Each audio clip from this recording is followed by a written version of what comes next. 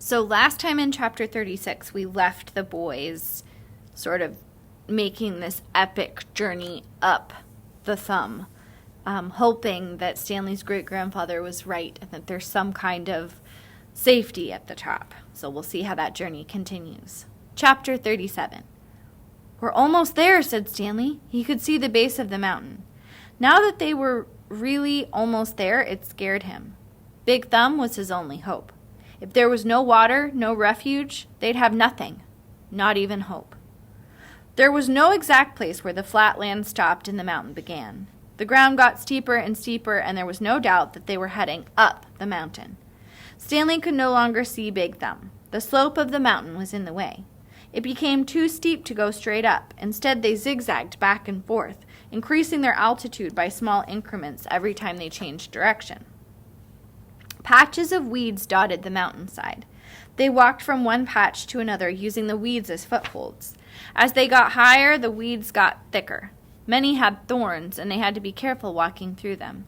Stanley would have liked to stop and rest, but he was afraid they'd never get started again. As long as Zero could keep going, he could keep going too. Besides, he knew they didn't have much daylight left. As the sky darkened, bugs began appearing above the weed patches. A swarm of gnats hovered around them, attracted by their sweat.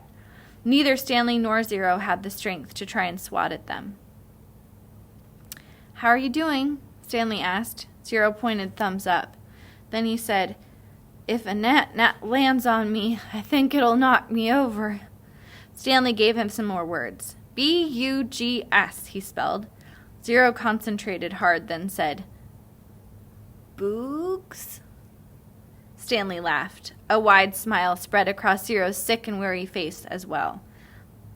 "Bugs," he said. "Good," said Stanley. "Remember, it's a short U if there's no E at the end. Okay, here's a hard one. How about L-U-N-C-H? Luh. Suddenly, Zero made a horrible wrenching noise as he doubled over and grabbed his stomach. Ugh.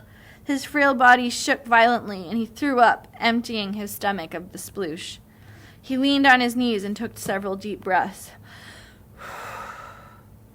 Then he straightened up and kept going. Oh, that's grit. Man, this kid's tough.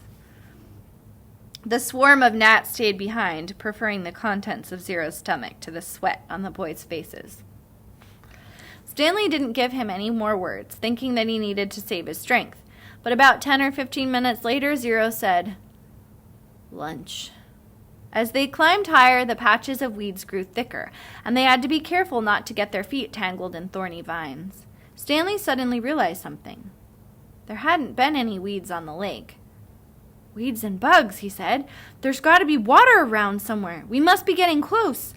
A wide clown-like smile fell across Zero's face. He flashed the thumbs-up sign, then fell. He didn't get up.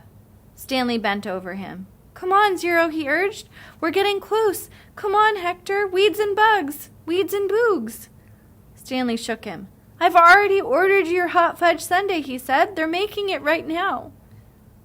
Zero said nothing.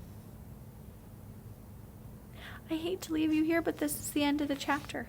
So make sure and come on tomorrow and find out, is Zero going to make it?